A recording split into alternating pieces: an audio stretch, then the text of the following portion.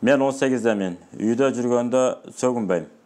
Бирок досторум менен жүргөндө сразу эле сөгүнүп калам. Досторум менен жүргөн кезде эле сөгүнүп калам. Ушундай кылып жүрсөм боло береби? Ата-энем, туугандардын көзүнчө сөгүнбөйм.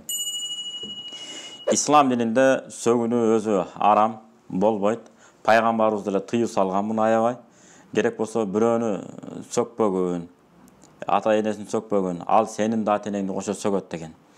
Ошондой эле Аль-Фатхур Рахмани фатва китебинде сонун айткан.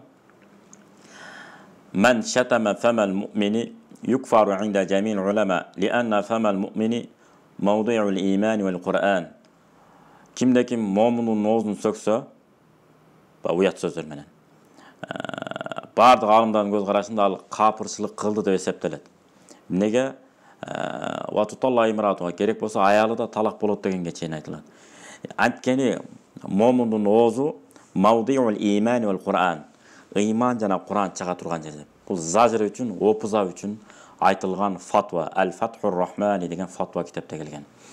Жана башка да фатва китептерде келет. Ошондуктан этиятташ керек. Бул адепсиздик.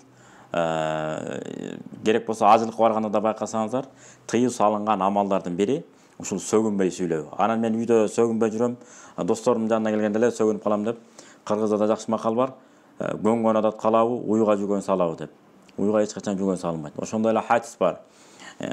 Бир жерден экинчи жерге жылып десе ишенгиле, Мишкатул Масабих китебинде келет.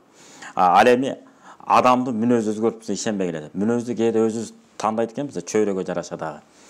Анткени бир адам дайыма чын сүйлөп, чындык менен жүрө берсе, эл аралаганда, эл менен кошо жүргөндө да дайыма чынчыл болсо, ошол адам эмне болот деген?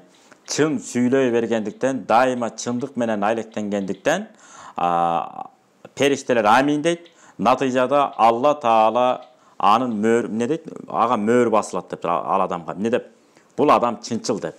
Bir adam kalp ayta verse, elдің barına kalpçı ekeni jayылып кетет.